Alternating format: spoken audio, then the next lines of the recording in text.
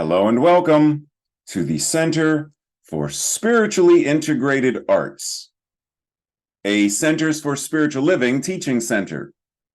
I am Reverend Dr. Raymont Anderson. I am the founder and the spiritual director. Now, as you are sitting there joining us, you may have questions, any number of questions, such as, who am I? How did I get here? Spiritually integrated arts means what exactly? What is a teaching center? Well, what is Centers for Spiritual Living? What is that? What does that even mean? Or New Thought, or religious science, or science of mind and spirit? You may have any number of questions about this specific community, about the parent organization, CSL, our philosophy, our teaching, our liberation theology. Any number of questions. Feel free to send an email. We look forward to connecting more and building our virtual community, our global community. And if you haven't connected yet on social media, feel free to do so. This is your invitation now. Also, did you know that all of our Sunday messages are archived on our YouTube channel? You can watch it anytime. Now, questions about anything, such as becoming a member. What does that mean? What does membership entail? And if you live somewhere far and already belong to a spiritual community, can you be a member of more than one? The simple answer is yes, you can. Just like you can shop at more than one grocery store, you can attend or be a member of more than one gym. We are building beloved community. So you can do both. You can be a member of both. You can be involved with both. That's what being in spiritual community means. So we welcome you. We invite you. We are so appreciative that you have found this community and that you have joined us today. We bless you. We love you. We welcome you. Live long and prosper. Sit back, relax, and enjoy the rest of our Sunday message. Love you. Connect with you soon. Blessings.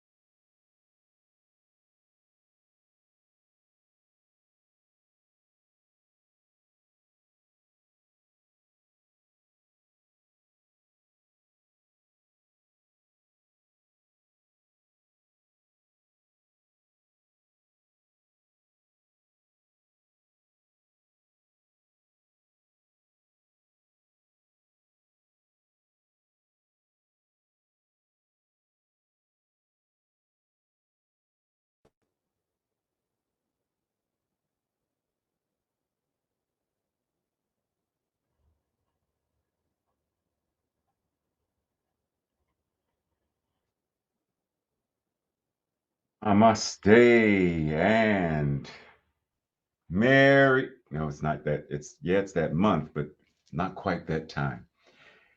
So, December already, as 2024 comes to an end. We finish off the year still talking about a grand rising. And this month, our theme, Up, Up, and Away. How fitting, is it not? It's very superhero-esque. Today, we are specifically talking about grand rising on solid faith. So we end this year having explored a grand rising. We conclude this theme this month, and I want us to make the most of this time by inviting us to take off. Up, up, and away. There's a poem by Guillaume Apollinaire that says, "Come to the edge," he said. "We can't. We're afraid," they responded. "Come to the edge," he said. "We can't. We will fall," they responded. "Come to the edge," he said. And so they came, and he pushed them, and they flew. Breathe.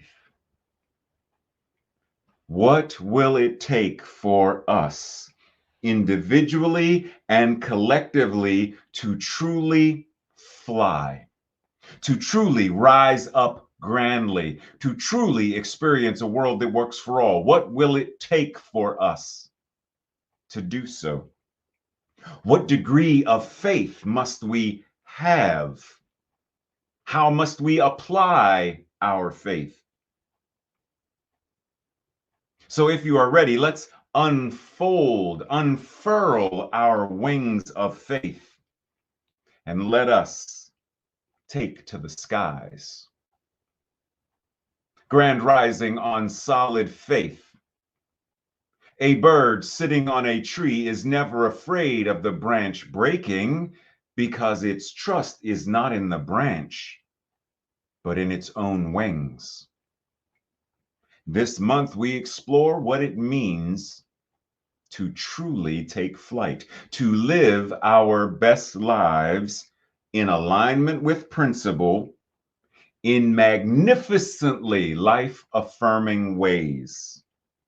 Let us ask ourselves, how am I utilizing, how am I applying my faith? What is it that I have faith in? Who do I have faith in? How do I embody the faith of God rather than simply having faith in God?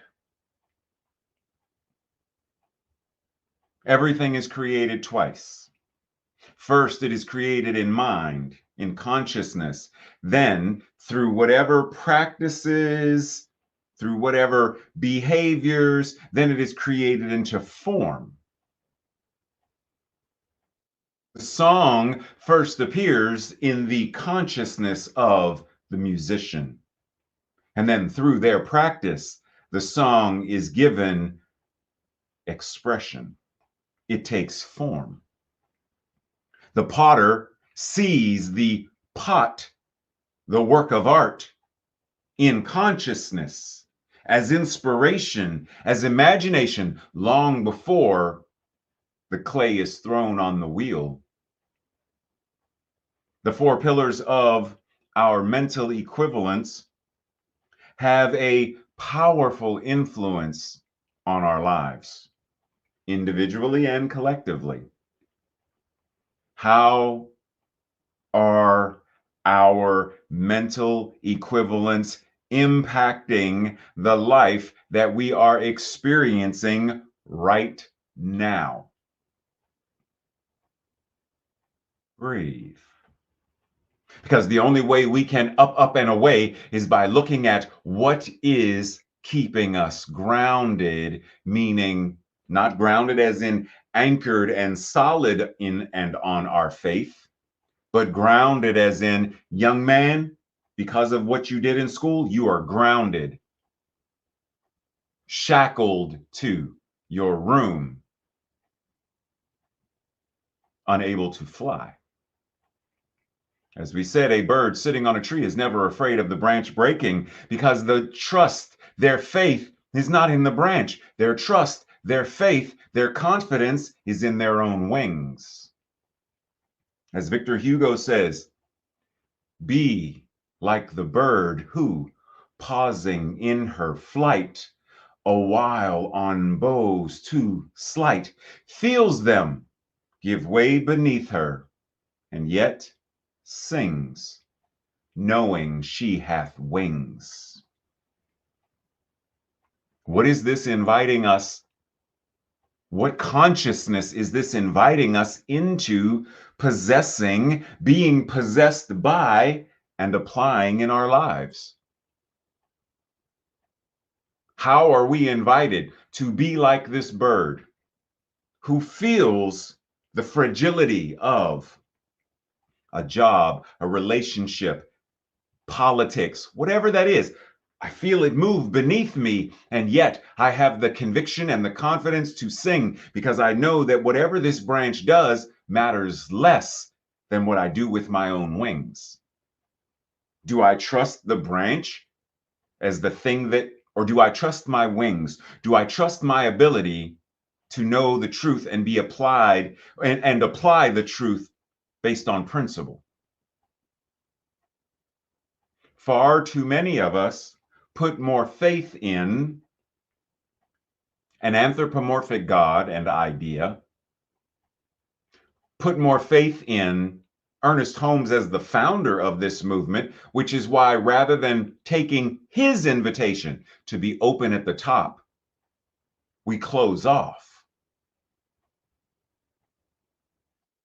We put him on a pedestal, which is not what he wanted, because it's easier for us to idolize than to self-realize and then take to the skies. Speaking of Dr. Holmes, he said, the new age, and he's not talking about new age like, yeah, I'm going to light some incense and get some crystal. He's not talking about new age like that. He's talking about the new age, meaning this new era.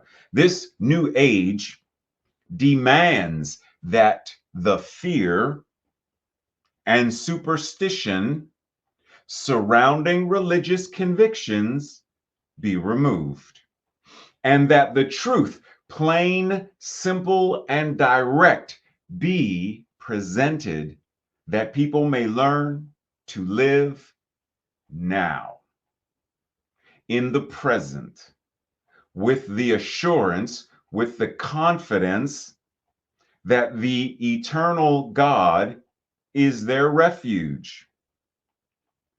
Well, considering it's all there is, how could it not be? What aspect of fear and superstition is keeping us caged? What consciousness and beliefs are keeping us caged? What grudge is keeping us caged? What thing that we will not forgive is keeping us caged? What old, outdated ideas are keeping us caged? What are the fences that are holding us back? In some way, shape, or form, we are invited to really do a deep exploration and identify, am I allowing grief or frustration or anger to cage me and keep me fenced in? Am I allowing an idea of an incident to keep me caged in? Am I allowing the addiction or the trauma to keep me caged in? Now, this does not mean we deny the trauma. It does not mean we deny our grief, but we ask ourselves, have I become comfortable sitting in it rather than moving through it? Have I chosen to bypass, which is keeping me caged in, rather than face and address and truly set myself free? So ask, what is the key that will set you free? What is the realization that will set you free? What do you need to be in order to live free? It is your divine nature. So what do you need? We can talk about it in the absolute. We can talk about it in the relative. In order for you, for example, if you are a woman, what do you need to be free to have and live your best life with autonomy of your own body without some men or some pseudo-Christians feeling like they need to dominate their version of religion that denies you health care and your body autonomy? What do you need to live free?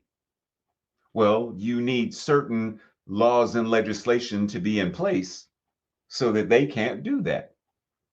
So how do we in spiritual community ensure? How do we treat and move our feet to ensure that?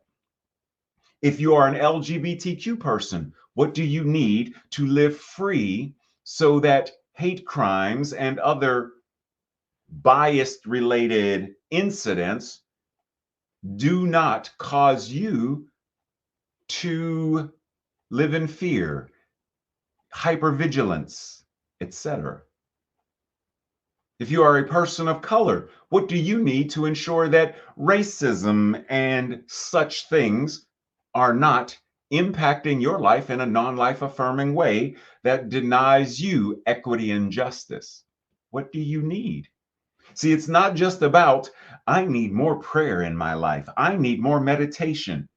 It's also about how do we, a world that works for all, how do we ensure that our legislation, that our laws, that our policies in all aspects of, I invite you to go to the CSL Global Vision and go through, and you will find that there are statements that say what we do, what we envision regarding education, politics, all sectors of community, all sectors of society.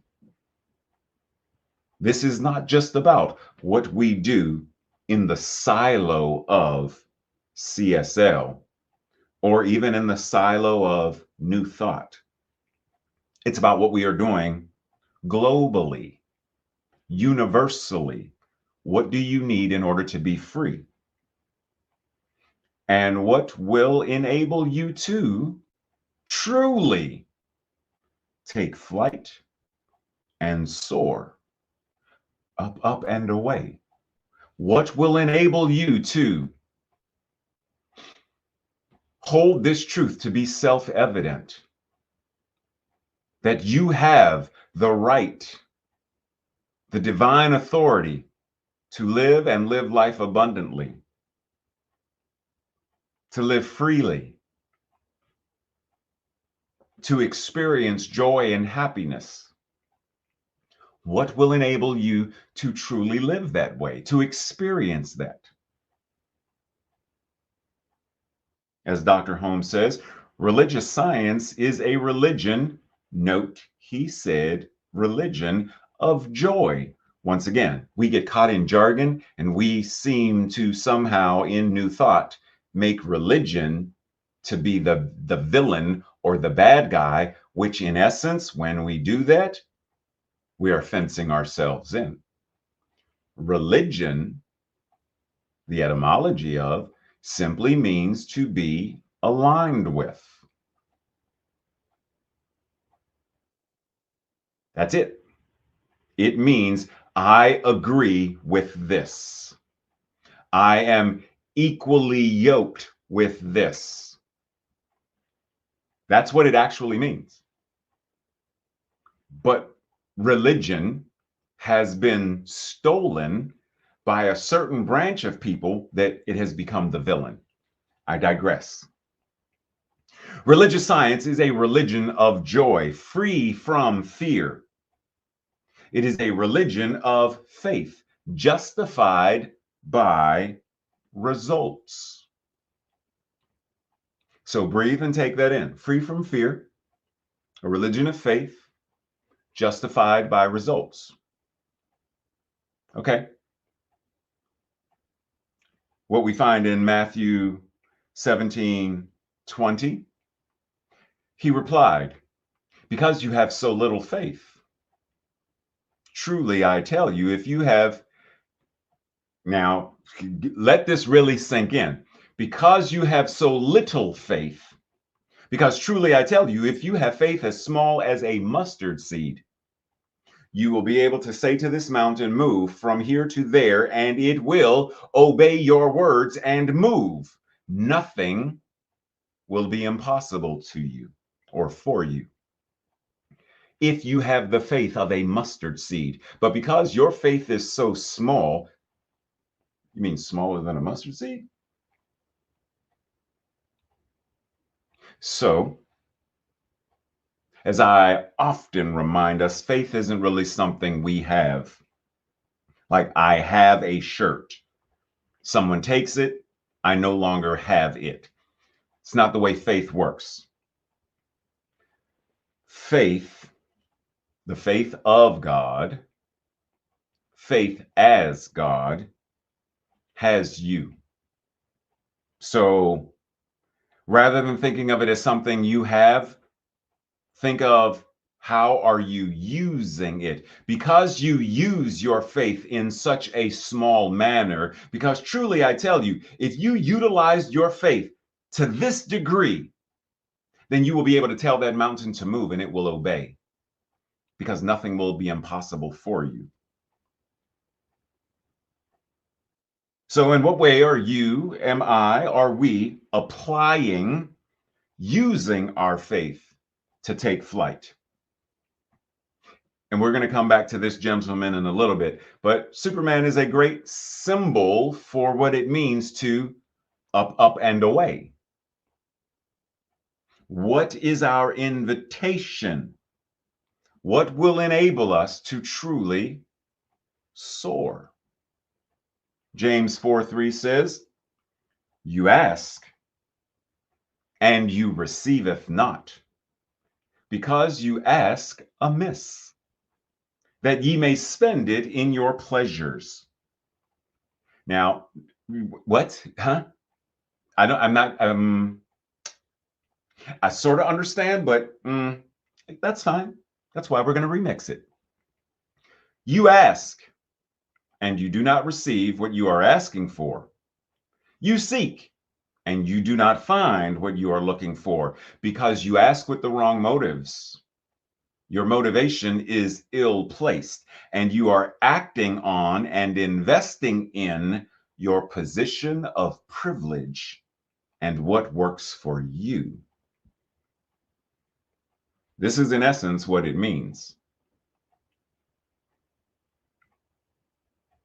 To ask amiss is to ask the motivation. What is motivating you? If your motivation is gotta get, gotta steal, get more money, that's your motive? That's what motivates you? Then you would be willing to enslave certain people simply by the color of their skin so that you can amass wealth. Because that is what motivates you. Get, take. So what is motivating us? When we ask for whatever it is, when we seek whatever it is, what is truly the motivating factor? If we want to move, what is motivating the move? To escape, to get away from, or to get into? Is the fear the motivation or the vision the motivation? And I'm not saying that the fear it's not part of it. But as we said several months back, you're in a sporting, whatever it is, you're playing football, basketball, baseball, and you're playing against whatever team that is. What is motivating you to be the best player you can be? To win the game? To beat them? Or to be the best you can be, regardless of the outcome? I'm going to be my best with the goal of, yes, prayerfully the team wins. But because I cannot govern how we all play, what can I govern?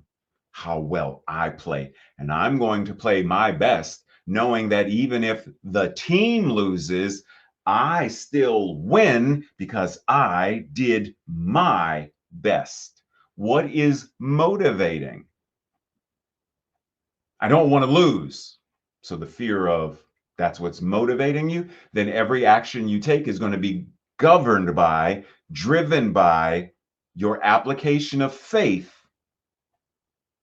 to avoid this particular thing. So you're investing hypervigilance in don't lose, don't lose, don't lose, don't miss, don't miss, don't miss, don't fall, don't fall. That's not do your best. Focus, do your best. Have fun, do your best. Those are two completely different applications of faith. Breathe.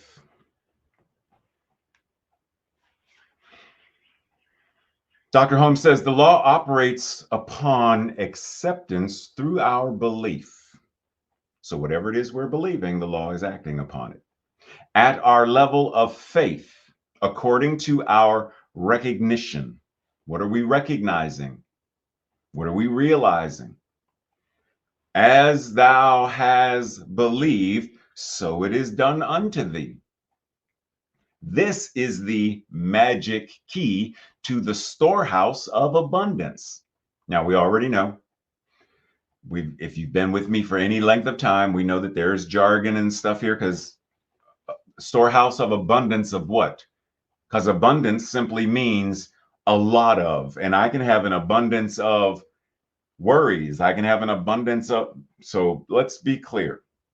Because once again, it comes back to this is the magic key to the storehouse of abundant health and well-being, abundant financial resources, abundant joy, abundant orgasmic bliss in life. Like, name it. What is the abundance of and in? How is it expressing? Our acceptance must be spontaneous in the flow, as well as conscious. That is, the whole mind must accept, the whole being must respond. We must accept inwardly, outwardly, and completely, our entire mental equivalent, aligned with whatever this is, so that our inner and outer move as one accord. Okay? So once again, it comes back to, what do I believe? What do I believe about my body? What do I believe about the government? What do I believe about life in general? What do I believe about death? What do I believe about money? What do I believe about all these things? Because it is, if it's done unto me as I believe, do I just say I believe it? But I really don't. But that's what I'm supposed to say it. So I'm going to say I believe because I don't want to be judged. So I'm going to just go along with the crowd and yes, yes, of course, I believe God is all there is. But everything in my life is demonstrating I really don't.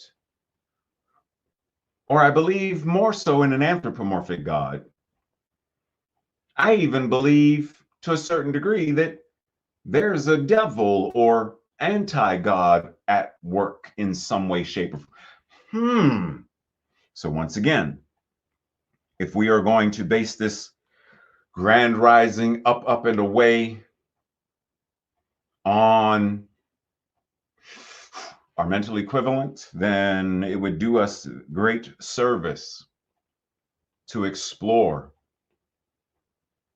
what do I believe? Because the law As it said, the law is acting on. Just like there is a law that is always at play as it comes to aerodynamics. Just as there is a law at play when it comes to the laws of buoyancy. That which is the law, divine and spiritual law, we can find the law at work in so many ways and places because the absolute spiritual law demonstrates itself as relative, physical, natural laws. And if we really understood this, then we wouldn't simply see the laws of aerodynamics or the laws of buoyancy as somehow, well, that's science. That's not spiritual. So once again, God isn't all there is then, because if God is all there is, then natural law is a byproduct, is an outpicturing of spiritual law. It has to all be related, does it not? I mean, how could it not be? If it's all God, it's all an exactly. So, in the same way that we understand the concept of these natural laws, let us also understand that spiritual law works the same way. The more we understand it, the greater we can apply it. Sri Aurobindo says, when the dividing ignorance is cured, which gives us the sense of a gulf between life and matter, it is difficult to suppose that mind, life, and matter will be found to be anything else than one energy triply formulated. Life, mind, matter. One energy that is showing up as three things.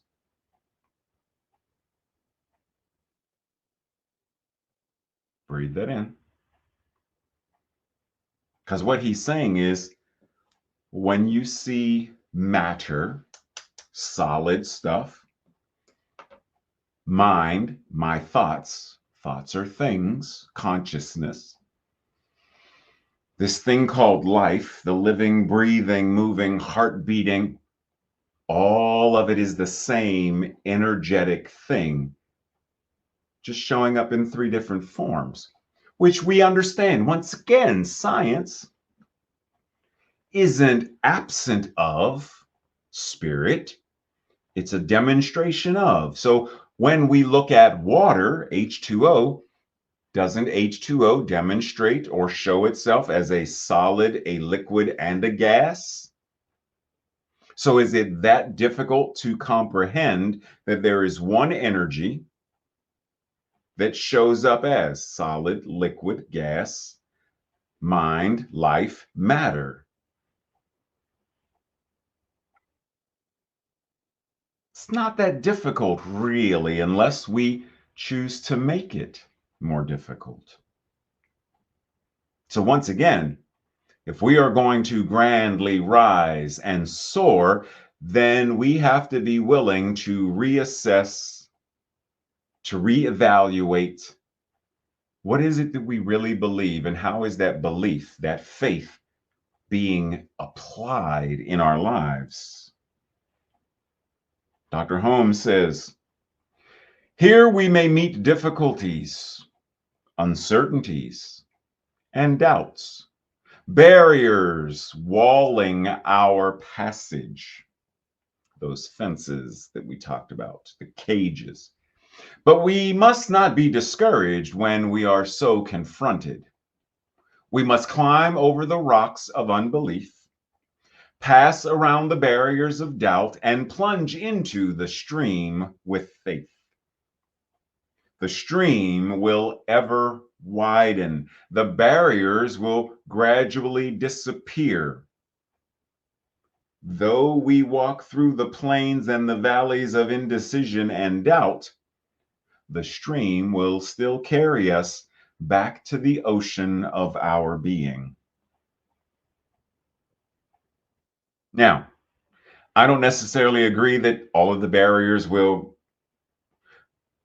however, meaning, let me backtrack.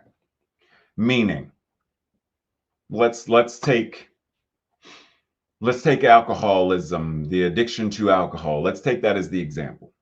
And this applies to any addiction, whether it be an addiction to pornography, an addiction to work, doesn't matter what the addiction is. As we begin to climb over the rocks and all the things that he's describing, and the stream is ever widening, and that sobriety from hoarding, sobriety from the drugs, sobriety from the work, whatever, the sobriety is ever widening and it is becoming more and more of our daily being. There may still be times that the call, the temptation, the urge still shows up. Now, that doesn't mean that eventually, yes, it most certainly could completely fade away. But what I find sometimes is that in the beginning processes of the whatever our spiritual growth, when this happens, we blame and shame ourselves because I shouldn't still be feeling this temptation. I shouldn't still be. Why am I still? My consciousness it's because I don't have enough faith. I mean, it said, because you have such little faith, or if you had faith the size of I don't have enough faith, clearly, because if I did, stop guilting and shaming. Recognize, oh, is it less than it used to be? Yes.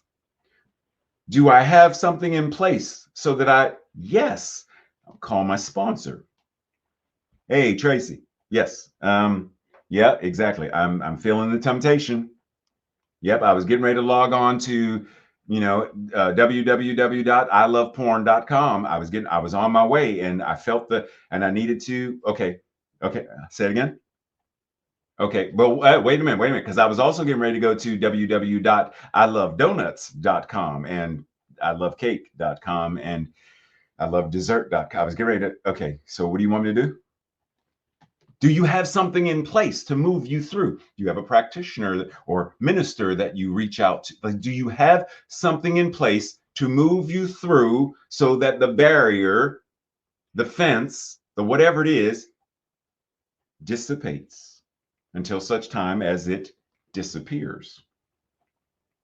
It is a process. It's one of the things I loved about the movie The Man of Steel, starring Henry Cavill, because in the movie, it showed him learning how to fly. He didn't just up and away. It took him a moment, and he failed several times. Like right here, he thinks he's got it. He's happy about it. But that's about to change very quickly. And our spiritual life often is the same. We think we got it. Yes, until we come crashing back down and realize, yeah, no. But as it said, we climb over the rocks of doubt and indecision and procrastination, and we rise up grandly, and we have a new opportunity to take off and soar. Breathe. Swami Vivekananda reminds us that each person is an infinite circle whose circumference is nowhere, but whose center is located in one spot. And God is an infinite circle whose circumference is nowhere, but whose center is everywhere.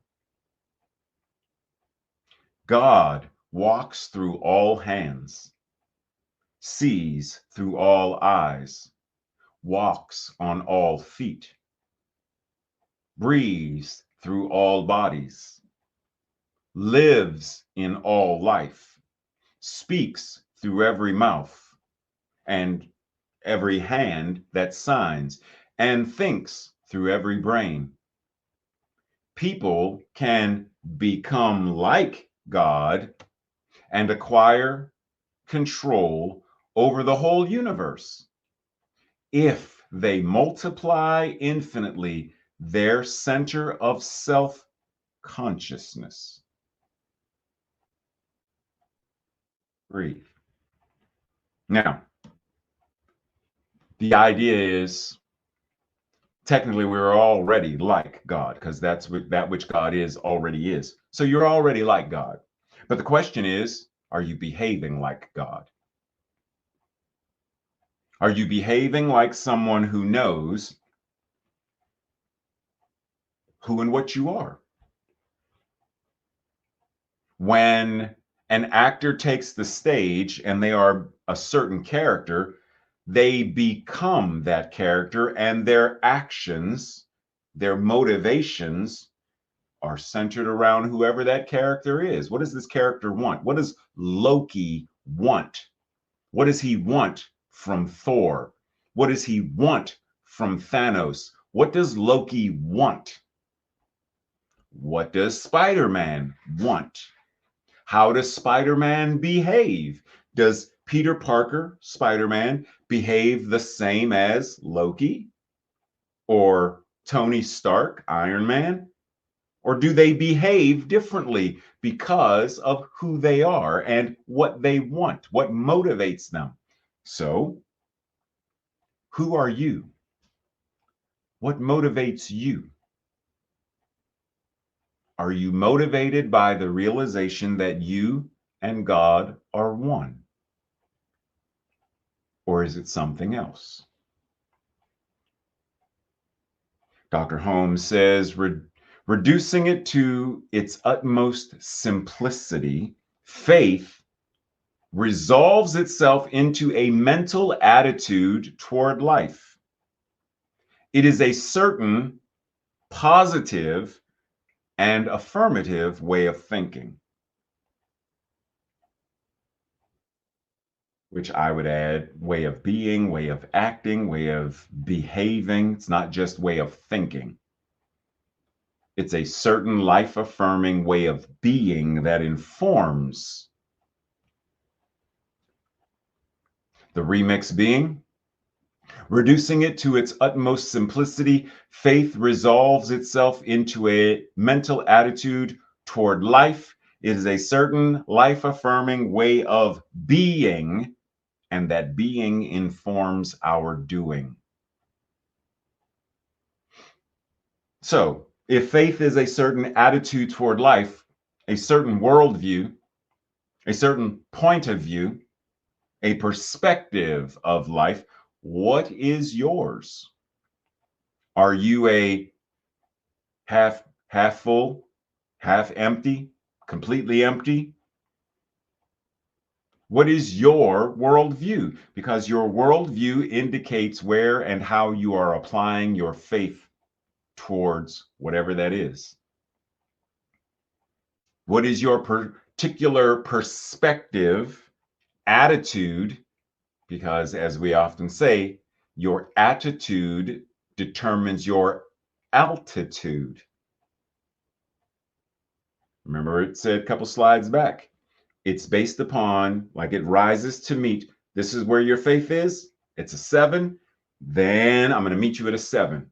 Oh, it's a 3. I'm going to rise to meet you at a 3. To what degree is our attitude affecting our altitude based upon how we are applying faith? For many, the attitude, as Maslow says, the attitude is if the only tool you have is a hammer, then you tend to see every problem as a nail. That's an attitude. It's a state of awareness, a state of consciousness. So, how do you expand your toolbox so that you have a plethora of all kinds of screwdrivers with different sized heads? There's a Phillips, there's a flathead, you have all kinds of ratchets and wrenches and pliers. You have all kinds, because now you have more and more and more. So when you see a nail or a screw, a piece of wood. When you see whatever, now you are seeing solutions of how to build rather than things to hit. Rather than things, right? Like you're no longer focusing on hammer, hit. But what if you're not supposed, what if that's a nail you're not supposed to hit though? Right? Like what if that's actually a screw, but because you see every problem as a nail, you're actually pounding a screw into, well, it's not gonna do what you want it to do because you're applying your attitude, you're applying your faith in an incorrect, because your motivation is it's not going to work. Breathe. The creative medium is already here. We merely use it, apply it. Instead of concentration, we need faith, which, remember, we have faith. We are invited to apply it differently, but we should always have a happy attitude toward the law. We should realize that this act of creation is silent and invisible, but that it is also irresistible. It will certainly bring into our experience the things we need if we trust its invisible power. Do you trust the invisible power? Now, the answer actually is yes, you do. Because you don't see oxygen, but you trust that it's there. You don't see atoms and molecules and all, but you trust that it's there. You don't actually see heat when you turn on the stove. And depending on what kind of stove you have, you might not even see fire. But you trust that there is heat being generated and that it will boil the water. But all of this is happening by an invisible power. We don't generally see electricity in terms of lights, and we don't see it. We see it when it expresses as lightning. But we trust the invisible. There is electricity moving through the wires into the bulb, creating light to illuminate my face for this video. But it's not like I can go, wait, there it is, right there. That's light. We don't see it. We see the effect of it. So you already trust invisible power. Question is, are you applying that trust in terms of God, the absolute, in terms of love, in terms of your power, in terms of your ability to soar? Do you trust? Do you trust? Who do you trust? What do you trust? What are you confident about? Right? This is trust. Conviction in. How are you applying trust? You already use it, you trust. Yeah, I trust that when I go out to the car and key in, it's going to trust. I have a certain belief. I have a certain faith that key in ignition, turn, car will, and when it doesn't, I'm like, well, okay, something's not working the way it's supposed to, because this should turn on, and it's not. And then I go make a phone call. Tracy, what's going on? The car's not starting. But we put it in there and turn it because we trust. We flick the light switch because we trust. We dial a number because we trust. We already do it. Question is, how are we applying what we already have? Just like the law of buoyancy, the law of aerodynamics, there is a law of trust, which we could call the law of faith. And just like there is an equation for buoyancy and aerodynamics, there is an equation for the law of faith. P divided by C to the third power times A equals walking by faith and not solely by sight. What P divided by, what is that? Well, power, conscious, conviction, confidence, and awareness. When we apply these in an equation kind, then we are able to walk by faith. We walk as faith and not solely based upon the evidence of, like, I don't have to see certain things to know that it's there. I don't have to see love. I trust and feel it. I don't see the radio waves moving from my phone through the ethers but I trust. So I don't have to see. A lot of us get so caught up in, I must see the. So how do we walk according to our faith, as a demonstration of our faith, and not solely as people who need, like doubting Thomas, I need to see the wounds, I need to see the spear hole, I need to see that, and then I'll trust. Why not flip it? Apply our faith and apply our trust, even when there may not be the quote unquote physical evidence of it yet. Dr. Holmes says the whole problem of evil, as stated by a variety of different scriptures around the world, is not a problem of dealing with an entity of evil, the devil, demons, but with the misuse of a dynamic power, which, when rightly used, it alone guarantees freedom. So evil, Jeffrey Dahmer, Adolf Hitler, any number of folks, they are expressing what we often would call evil. Their actions, their behavior, heinous. And it's because they are misusing the dynamic power of free will, the law, etc., for a variety of reasons. But they are misusing their divine authority to cause harm, because they too are divine incarnations of God. So they too have all of this stuff that we're talking about. How are they applying it? How are they using it? Same question, same thing, same concept. Because when we use it rightly, it guarantees freedom.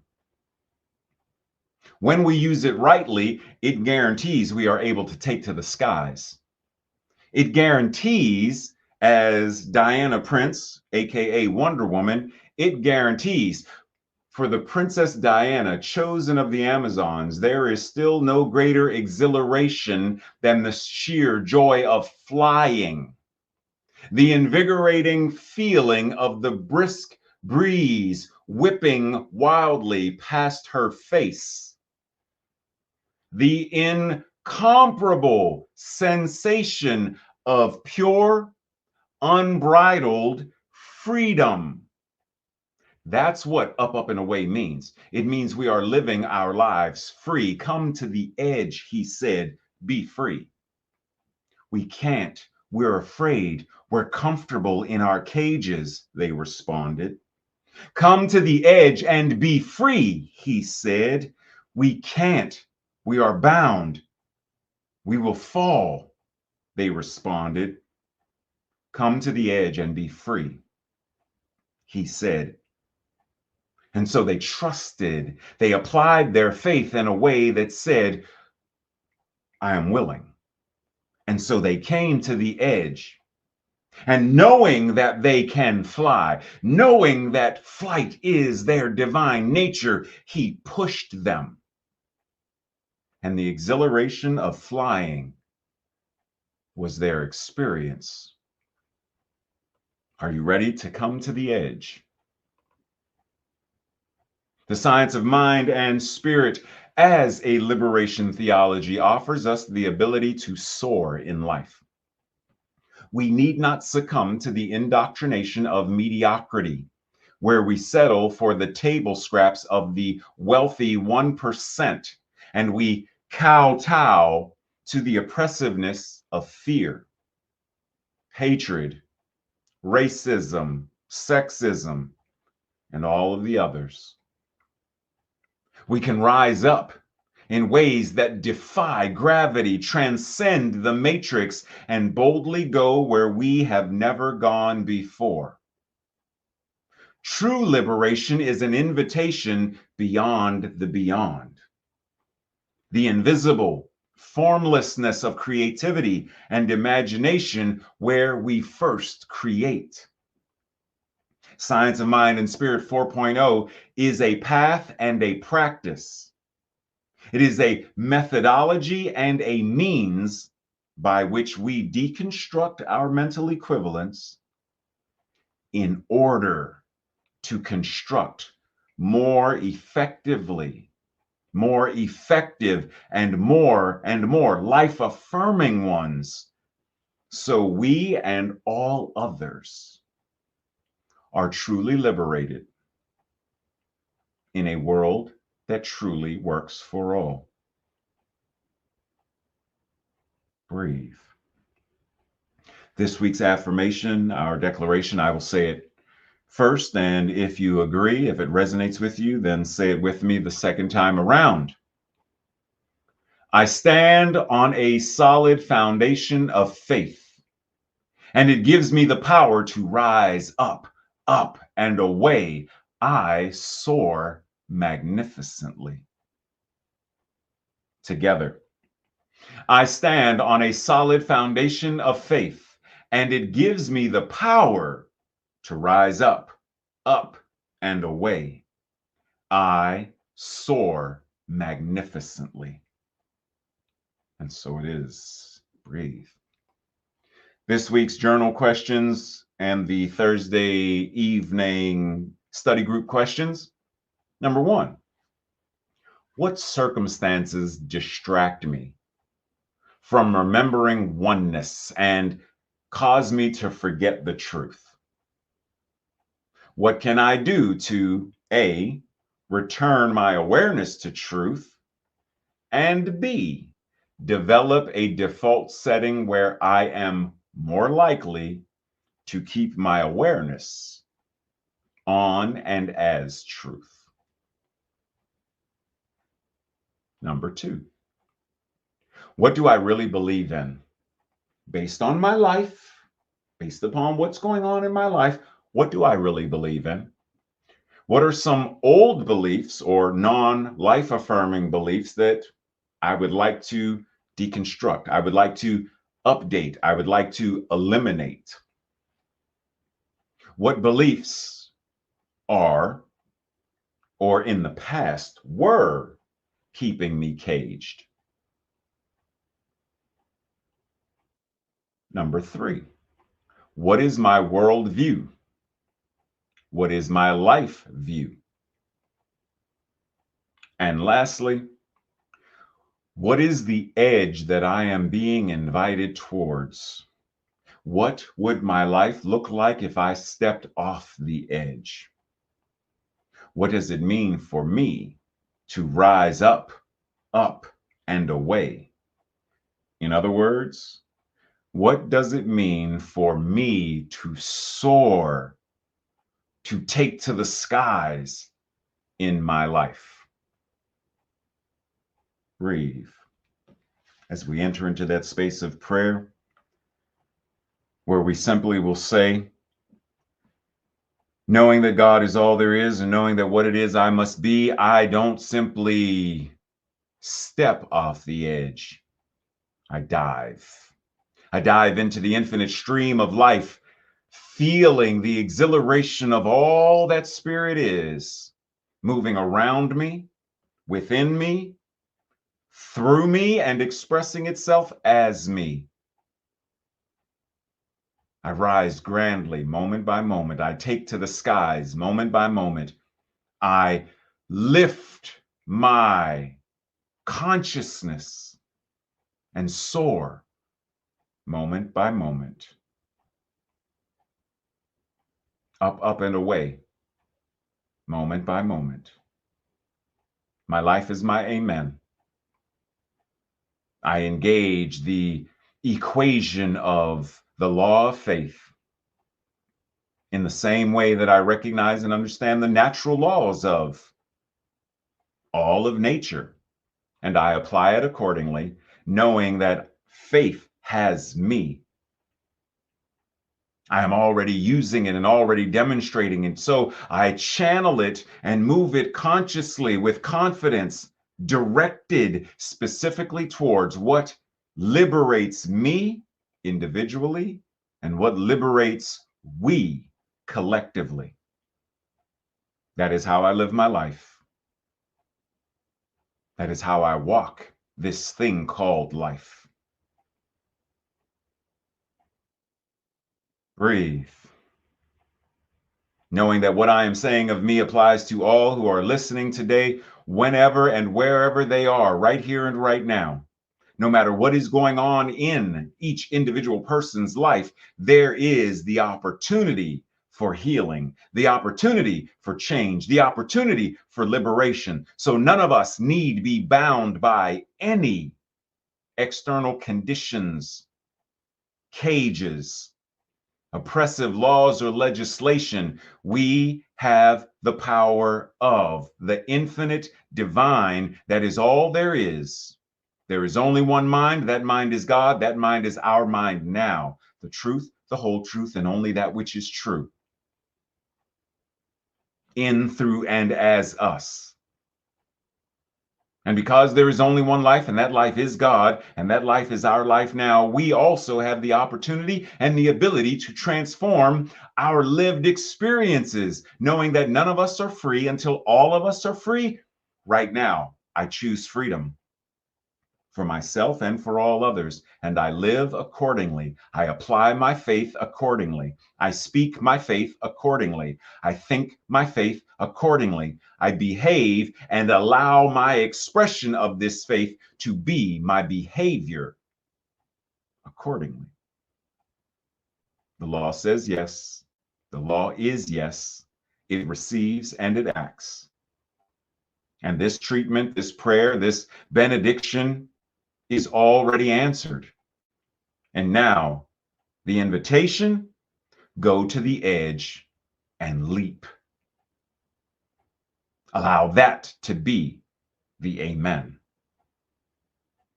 And so it is. Breathe. And so it is. Much love and appreciation, everyone. Check the chat to see if we are meeting for fellowship afterwards. If yes, see you there. If not, see you soon. Love and appreciate you. Come to the edge.